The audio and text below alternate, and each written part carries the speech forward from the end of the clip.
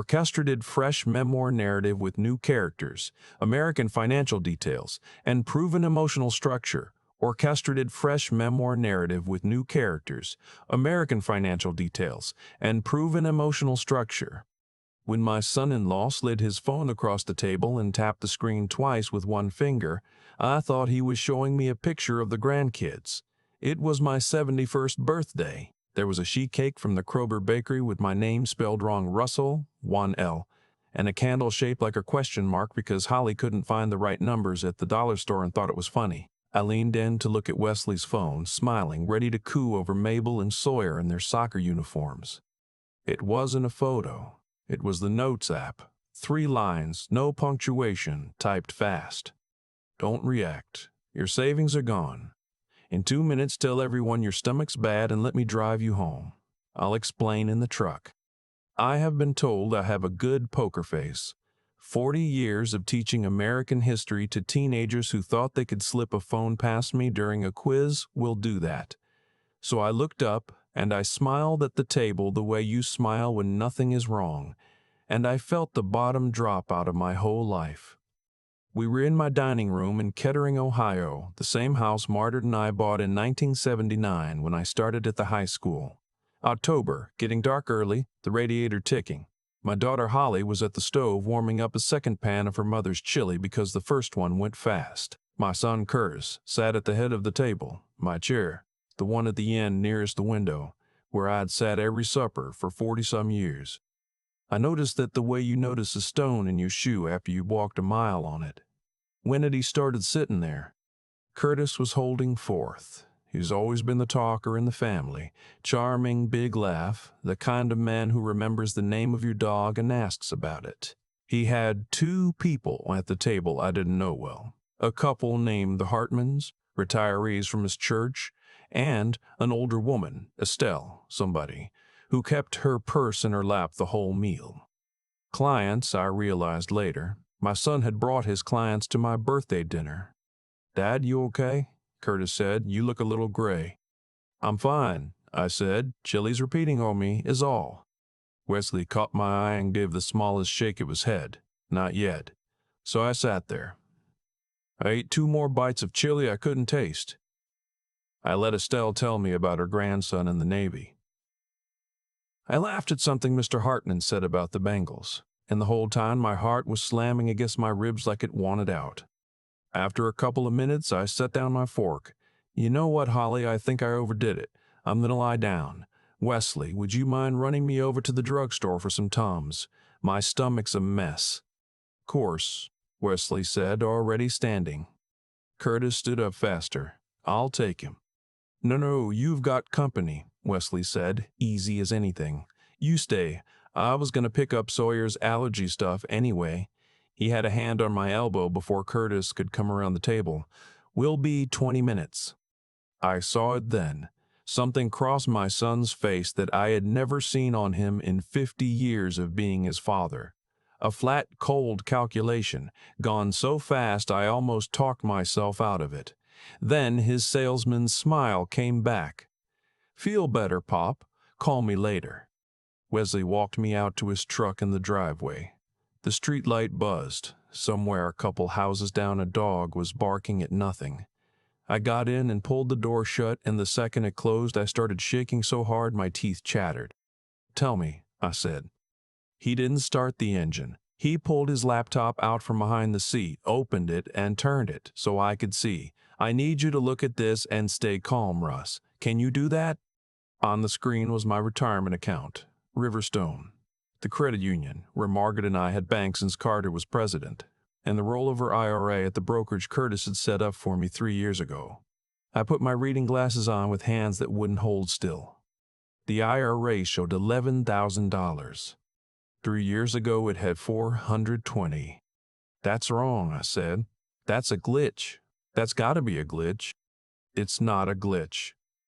Wesley scrolled. Transfers, a long column of them, going back almost 2 years. 6,000 here, 11 there. 8, 19. Always under 25 grand, I'd learn later, because over that number, the brokerage's fraud desk kicks a flag. Each one moved to an account I didn't recognize. Something called Keystone Holdings, LLC. He's been pulling it out a little at a time, Wesley said.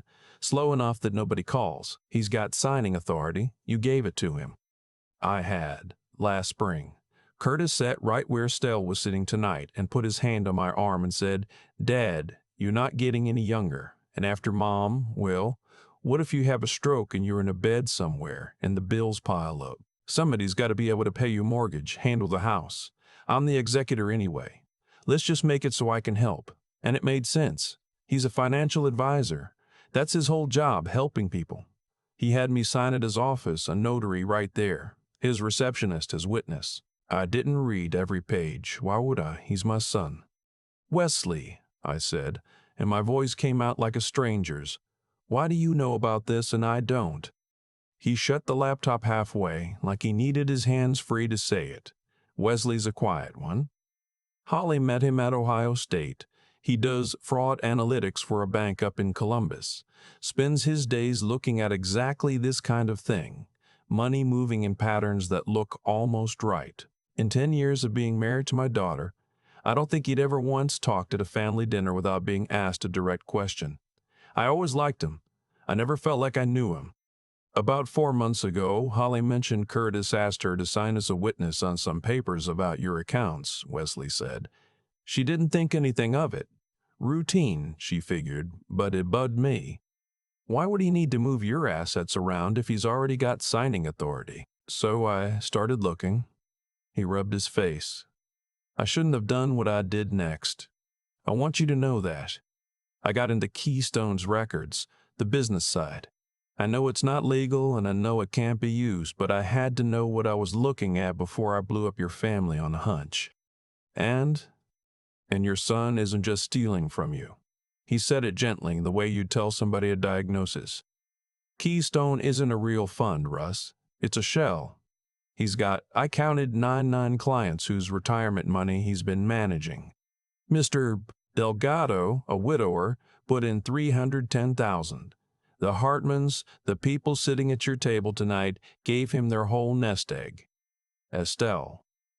That woman with the purse, she rolled over 400 grand from a 401k. When her husband passed, he pays them little returns every quarter to keep them happy, but it's their own money coming back to them.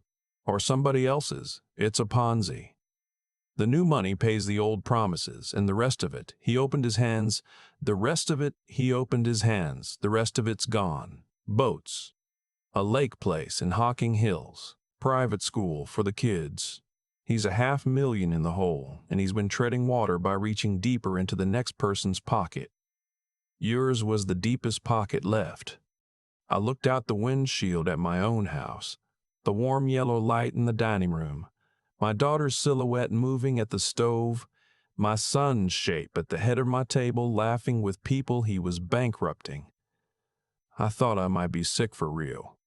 There's more, Wesley said, and I almost told him I couldn't take more. He pulled up a document on the laptop. I found these in his files. It was a durable power of attorney, my name on it, but it wasn't the one I'd signed last spring. That one let him pay my bills. This one let him sell my house, cash out my pension, borrow against everything, and make medical decisions for me. The signature looked like mine. It wasn't. Then he showed me the next thing, and the floor of the world tilted. A letter, on what looked like real letterhead, from a Dr. Priya Anand, a geriatric specialist over in Dayton. It stated that I, Russell Boyd, age 71, was showing marked cognitive decline consistent with early-stage dementia and was no longer competent to manage my financial affairs. I've never met any Dr. Anand, I said. She's a real doctor. The letter's forged. He's building a file, Russ. He's going to petition the probate court for guardianship, conservatorship over you. Once a judge signs off, he doesn't need to forge anything anymore. He controls your money, your house, your medical care, all of it, legally. And you can't do a thing because, on paper, you're a confused old man who can't be trusted to sign his own name. The radiator tick from my house, I could have sworn I heard it from out there in the truck. I sat with my hands in my lap, my wedding ring. Margaret had been gone 3 years, and I still wore it, just because somebody's family, she used to say, in that quiet way of hers that I always thought was overcautious, doesn't mean you hand them the keys to your whole life. I told her she worried too much. She was a bookkeeper for 30 years. She knew exactly how money walks out a door. She was warning me from her own kitchen, and I patted her hand and didn't listen. Why now? I asked. Why'd you bring me out to the truck tonight? Because of the people at the table. Wesley's jaw was tight. He's not bringing clients to your birthday because he likes you. The Hartmans and Estelle. I think they're getting nervous. I think they've been asking for their money, and I think he wanted them to see a happy family. And I think there are papers in his briefcase right now for you to sign. Tonight, while there are witnesses and wine, he's running out of road, Russ. He needs your house equity, and he needs it before anybody catches on. I'm not a man who cries easy. I didn't cry at my own father's funeral until I was alone in the car. But I sat in my son-in-law's truck outside the house I raised my children in, and I put my face in my hands, and I came apart. Wesley let me. He didn't say a single one of the things people say. He just sat there with his hand on my shoulder until I got my breath back. What do I do? I finally said. It wasn't really a question. I was 71, and I had no idea what to do, and I hated how small that made me feel. We call the police, Wesley said. Not 911. I already talked to somebody. There's a detective with the city. Financial crimes, elder exploitation, Lorraine Pace. I sent her everything I had 2 weeks ago off the record just to ask what it'd take. She said it's a real case, but it lives or dies on you. They need a complaint from you. They need you on the record. And Russ, he hesitated, they need something he can't explain away. Right now, a slick lawyer says he had signing authority and made investment decisions you authorized. It's your word against his. We need him to do it where it counts. He's my son. I know. He said it so plainly, it nearly broke me worse than anything. I've thought about that every day for 4 months. He's Holly's brother. He's my kid's uncle. Mabel made him a Father's Day card by mistake last year, and he kept it. I know exactly who he is, Russ, and that's why I couldn't just let it ride. He's not going to stop. He's going to take everything you've got, and then he's going to do the same thing to the next family that trusts him. How many more Estelles are there going to be? I thought about Estelle clutching her purse all through dinner like some part of her already knew. I thought about Margaret. About 37 years of us both packing lunches and skipping vacations and putting a little away every 2 weeks so that neither of us would ever be a burden. I thought about my grandkids and what kind of man their uncle would turn into if every single person in his life looked the other way. Call her, I said. Call your detective. Let's do it right. Wesley called. Detective Pace said she could meet us at the station in half an hour. Then he texted Holly that I'd had a dizzy spell, that he was running me the urgent care just to be safe, and that she should stay and keep our company. He told her not to worry Curtis with it. I hated lying to my daughter. But we couldn't risk her face giving anything away, and we couldn't risk her telling her brother out of love. So we left her standing at her mother's stove, ladling chili, having no idea. The Kettering police station was almost empty on a Sunday night. Detective Pace was younger than I expected. Maybe 45, with tired eyes and a calm that you could tell was hard-won. She shook my hand and didn't waste my time being sorry for me. Mr. Reindt, Boyd, she said. Wesley's done more of our job than we usually get, but I need it from you, in your own words, start to finish. So I told her about the signing authority, about the smooth way Curtis had asked, about the money gone in slices, about the forged power of attorney, and the letter saying I had dementia. She wrote it all down. Then she set her pen down and gave it to me straight. Here's the problem, she said. Your son has signing authority. A good defense attorney stands up and says every transfer was an investment decision you trusted him to make and that you're now, she chose the word carefully, misremembering. The forged documents help us, but forgery's hard to prove until a handwriting examiner's involved, and that takes time, and meanwhile he hears we're looking, and he disappears the evidence. What I'd love, she said, is for your son to tell us himself, tonight, while he still thinks he's getting away with it. You want me to wear a wire, I said. She almost smiled. Ohio's a one-party consent state, Mr. Boyd. You're part of any conversation in your own house. You're allowed to record it, and anything he says is admissible. She studied me. I won't lie to you. You be going back in there and sitting across from your boy and acting like you don't know what he did to you. That's a hard thing to ask a father. Harder than you think, even when you think you're ready. My stomach turned over. But I thought about Estelle's purse, and I thought about Margaret saying I told you so in the gentlest voice in the world, and I said, what do I have to do? Get him talking, she said. He's got papers for you. Let him bring them out. Read them slow. Ask him plain questions, the kind a man has every right to ask about his own money. Where is it? When can I have it? Show me. If he lies to your face, if he tries to make you sign that house away, we'll have it. She clipped a recorder to the inside of my collar, no bigger than a shirt button. We'll be close. The second you feel unsafe, you say the word Margaret. We come in.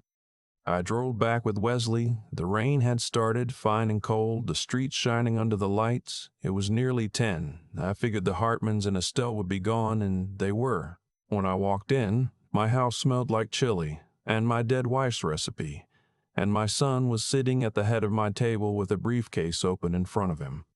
He stood up when he saw me, all warmth and worry. Dad, thank God. Holly said you were dizzy. You scared me. Come here, sit down. You should be in bed. But sit, let's talk a minute. I sat across from my son, this man whose 2 a.m. fevers I'd walked the hallway with, whose Little League games I never missed, who I taught to drive in the church parking lot, whose college I paid for with money Margaret and I clipped coupons to save. A stranger now, wearing his face. I'm sorry about earlier, I said. I don't know what got into me. Don't apologize. He waved it off. You've been under a lot since Mom. That's actually what I wanted to talk to you about. He folded his hands. Dad, this house is too much for you. The stairs, the yard, the driveway in winter. What if you fall out there and nobody finds you for hours? It keeps me up at night. I'll manage all right, I said. You think you do. He gave me a sad, patient smile. The one I imagine he gives the Estelles of the world. But you're slipping a little, Bob. You don't see it because you're inside it. Last month you called me 3 separate times asking the same question about your Medicare. A couple weeks ago you couldn't remember where you parked at the Kroger and I had to come find you. None of that had ever happened, not one word of it. But I saw the machine working now, building me a history of confusion, brick by brick, so that when the time came to wave that doctor's letter at a judge, there'd be a story to go with it. I watched my son invent my dementia at my own dinner table, and I understood for the first time in my life what people mean when they say their blood ran cold. Maybe you're right, I said slowly. I have been a little foggy. His eyes brightened. Just a flicker. Exactly. That's why I think we should look at a nice place. A senior community, Dad, not a nursing home, your own apartment, your own things, but people around who can check on you. Meals, somebody to make sure you take your pills. And the house? We'd sell it to cover the buy-in, he said, smooth as glass. Market's good. We could probably clear $310 on it after the mortgage. It practically pays for itself. There's no mortgage, I said. Your mother and I paid this house off in '04. He didn't even blink. The line of credit then, for the roof and the furnace last year. $140,000. We talked about it. We had not talked about it. There was no line of credit. He was telling me about a debt he was planning to forge in my name so he could pocket what was left of my house. I made myself nod. I forget things, I said. You're right. It's okay, Dad. He reached into the briefcase and slid a stack of papers across the table, sticky tabs flagging the signature lines. I've got it all ready. Just some protections. Power of attorney update, a healthcare directive, a property transfer so the house is handled cleanly. Sign where the tabs are and you don't have to worry about any of it ever again. I picked up the first one and read it slow like she told me to. A general power of attorney, effective immediately. Total control of every financial and legal affair I had. The second deeded my house to Curtis for estate planning purposes.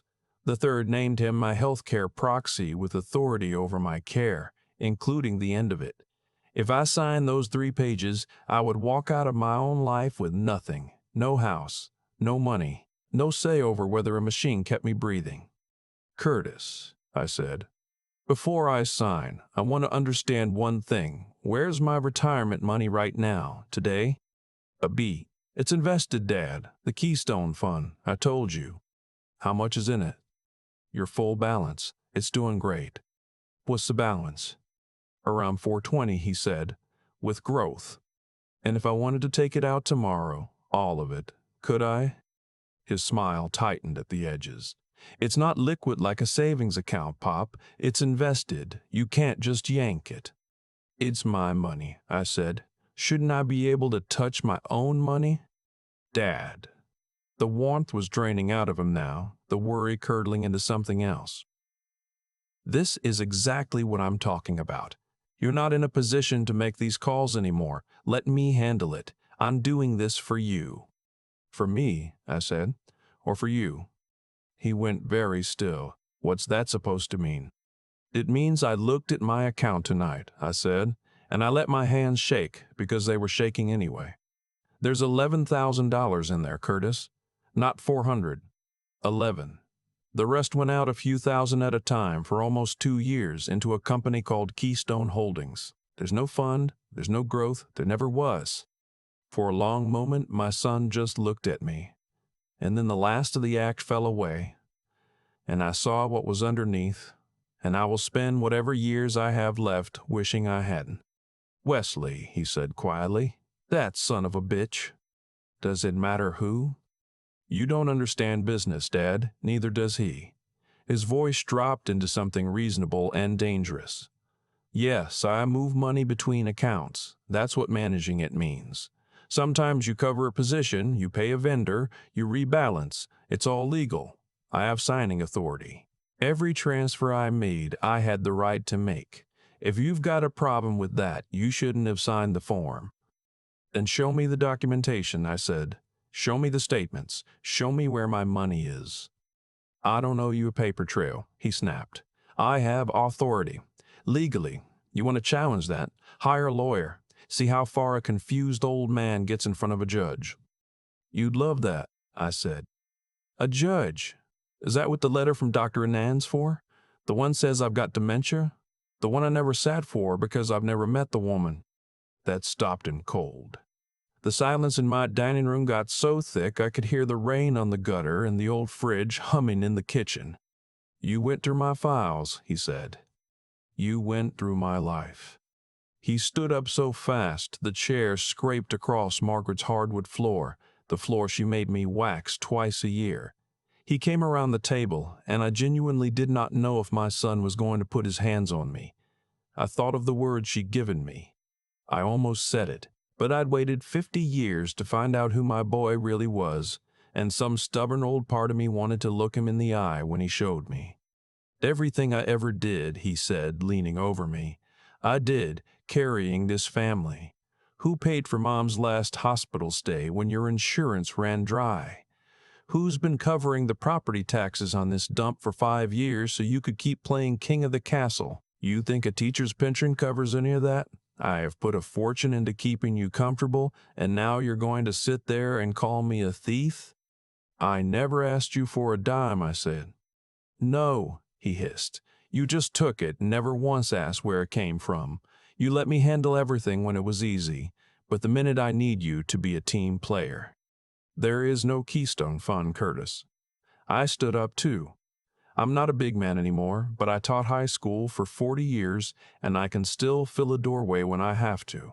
You've been stealing from the Hartmans, from Estelle, from Mr. Delgado. You've been robbing widows and pensioners and calling it a fund, and now you're trying to take my house out from under me with a forged deed and a fake letter saying I've lost my mind. I know all of it. Nobody's going to believe you, he said. You're a befuddled old man who can't find his car at the grocery store. I'll have a doctor and a notary, and you'll have a sad story. Who do you think a judge listens to? The police probably, I said. He went white. What? I filed the complaint tonight, Curtis, before I came back. They have the transfers, the forged power of attorney, the letter from a doctor I've never met. They have all of it. My voice cracked finally on the last of it. And they have this whole conversation, son. Every word, it's over. He moved. I still don't know toward what, the door or me, and he didn't get the chance to find out. The front door came open, and Detective Pace was in my hallway with two uniformed officers behind her, and the word she said was my son's full name. The name Margaret picked out in a hospital bed in 1973, Curtis Allen Boyd. And then she was saying the other words: theft, forgery, exploitation of an elderly person, the right to remain silent, while one of the officers turned my boy around and put cuffs on him in the dining room where he learned to walk. He was shouting about lawyers, about how I'd regret this, about how I was a senile old fool being played by my son-in-law. But it all came to me from very far off, like a TV in another room.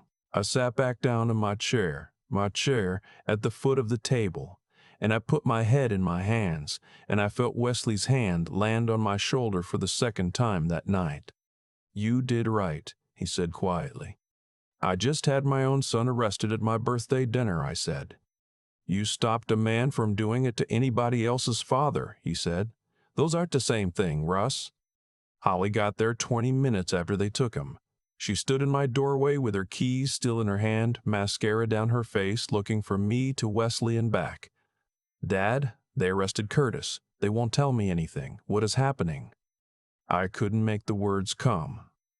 I looked at my daughter, who has her mother's whole heart in her chest, and I could not be the one to tell her that the brother she'd looked up to her entire life was a thief who'd been planning to lock his own father away on paper. So Wesley did it, quietly, patiently, the way he does everything, while I sat in my chair and stared at a sheet cake with my name spelled wrong. I won't pretend the next part was clean. It wasn't. The full size of it came out over the following months. Detective Pace and the county investigator pulled the whole thing apart. Curtis had taken close to $2 million from 9 families over 4 years. The Hartmans lost everything. Mr. Padia, Delgado, a retired machinist, had handed over his entire savings and was looking at selling his house to keep current on his bills. Estelle, the woman with the purse, got a fraction of hers back and had to move in with her daughter in Indiana. My son had been robbing the very people who hugged him at church on Sunday. The case took almost a year and a half. Curtis pleaded not guilty. His attorney stood up in court and called me confused, called me forgetful, waved that fake doctor's letter around until our side got the real Dr. Anand on the stand to swear she'd never examined me and her signature was a forgery. But the recording from that night sank him. My son, in his own voice, lying about a fund that didn't exist, refusing to show a single statement, telling his father to sign away his house. The handwriting examiner did the rest on the forged deed. In the spring of last year, a jury convicted Curtis on multiple counts. The judge, a woman about my age, who looked at my son for a long time before she spoke, sentenced him to 11 years in state prison and ordered restitution he will never be able to pay. I didn't go to the sentencing. I couldn't sit in a room and watch my child be led away. Instead, I sat in this house and I cried for the boy I lost. Not to prison, but to whatever it was that got into him somewhere along the way, and turned my son into a man who could look me in the eye and steal the floor out from under me. Holly didn't speak to me for 4 months. She blamed me for not giving Curtis a chance to make it right, for letting Wesley go behind the family's back, for not protecting her brother. Her marriage nearly cracked under it. But Wesley held steady. He kept showing her the records, kept reminding her that her brother's choices weren't her fault and weren't mine. And slowly she came back. We sat in the Bob Evans last June over coffee, and she cried and I cried and we grieved together for the version of Curtis we both thought was real. I missed all of it, she said. The boat, the lake place, the way he always had money. I thought he was just good at his job. We both did. We wanted to. People ask if I regret turning in my own son. The honest answer is complicated. I regret that it was ever necessary. I regret not listening to Margaret. I regret that I didn't see it sooner, before Curtis hurt that many people. But do I regret stopping him? No, because protecting him would have meant feeding him the next family and the next. It would have meant teaching Mabel and Sawyer that you cover for blood no matter who bleeds for it. It would have meant betraying every single thing their grandmother and I tried to put into our kids about doing right when nobody's looking. I'm 73 now. I got a little money back, somewhere around 15 cents on the dollar. After his assets were seized and split among 9 victims, it wasn't much. The legal fees ate a chunk of what was left.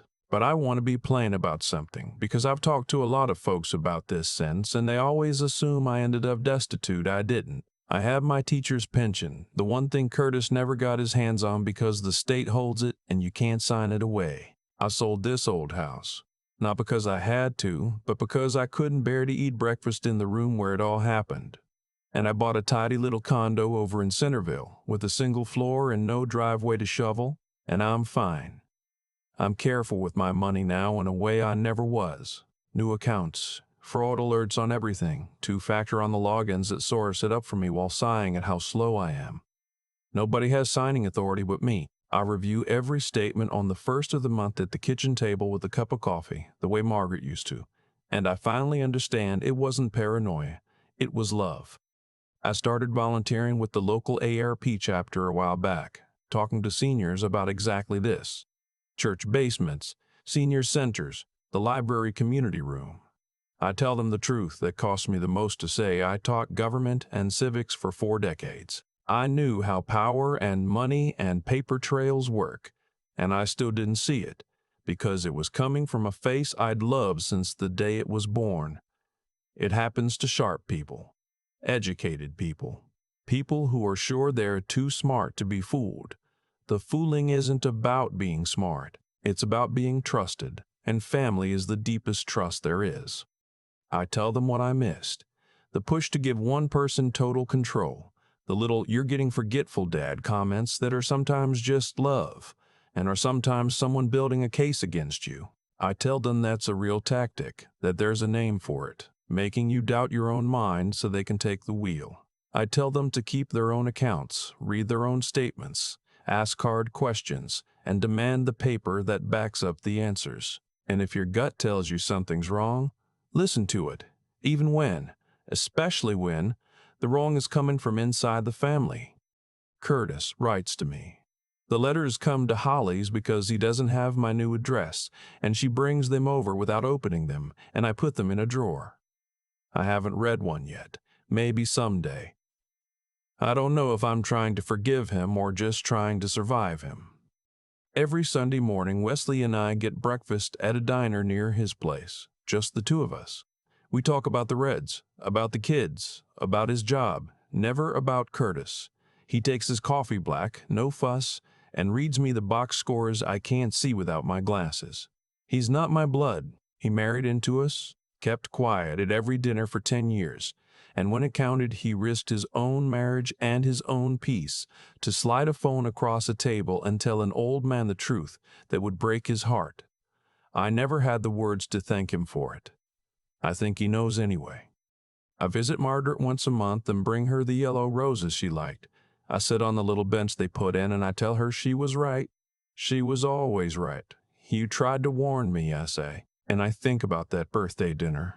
About the moment I had to choose between the comfort of a lie I wanted to believe and a truth that would cost me my son. I think about how easy it would have been to sign those papers and let him take it all, just to keep pretending. And then I drive home to a quiet condo that's smaller than the life I used to have, and it's mine. Every dollar, every decision, every door. Nobody is forging my name. Nobody is telling a judge I've lost my mind. I lost a son, but I kept myself. And some nights, the wind coming off the cold, I sit at my own kitchen table with my own coffee, and I'm grateful clear down to the bone that when my world fell apart, someone I'd barely gotten to know in 20 years of family dinners had the courage to hand me his phone and tell me to check my account. Because sometimes the people who save you aren't the ones you'd ever have bet on, and sometimes family is just whoever's willing to tell you the truth. even when the truth is the hardest thing you'll ever hear. I still keep the sheet cake photo on my phone, the one with my name spelled wrong. 1L, a question mark candle nobody could explain. I look at it more than you'd think, not because it hurts, but because it reminds me how a whole life can pivot on a single quiet decision at a dinner table. For a long time, I believed the worst thing I did was give Curtis signing authority. It wasn't. The worst thing was that I stopped asking questions. I handed my son my trust the way you hand a kid the car keys, proud of him, not wanting to seem like I doubted him. And when a man stops asking questions about his own money, his own mind, his own home, somebody else starts answering for him. Cause and effect. He didn't steal $400,000 in one night. He took it one small slice at a time, in the spaces I left open by not looking. Every transfer was a door I'd forgotten to lock. What saved me wasn't luck. Wesley had spent 4 months staring at numbers that didn't sit right, doing the hard, unglamorous work of being sure before he spoke. That's a kind of patience most people never build. And when he finally laid it in front of me, the only reason I could act was that I'd kept enough of my own clear head to read those forged papers slowly and recognize a lie when it sat across from me wearing my son's face. 40 years of teaching civics did that. It taught me that paper means nothing without the truth behind it. If I could put one thing in your pocket, it'd be this. Protect 3 things in yourself and you'll be hard to ruin. Hold on to your honesty, even when the truth costs you someone you love. Because staying silent to keep the peace is how good people end up covering for bad ones. Keep sharpening your judgment, ask the plain questions, read the second page. Never let anyone shame you into believing you're too old or too foggy to understand your own affairs. And build your backbone now, before you need it, because the night you have to sit across from your own child and choose what's right over what's easy, comfort will not be enough to carry you. Only nerve will. Curtis had the charm and none of the character. I had the love and almost none of the nerve, until the quiet man who married into my family lent me his. I'm 73 now. Smaller life, quieter house, every dollar and decision my own. I lost a son. I'm not sure I ever really knew, but I kept myself, then I learned too late to spare me. But maybe in time to spare you, that being a good father never meant handing over my trust to someone who hadn't earned it. White roses every month, and I tell Margaret she was right. She was always right.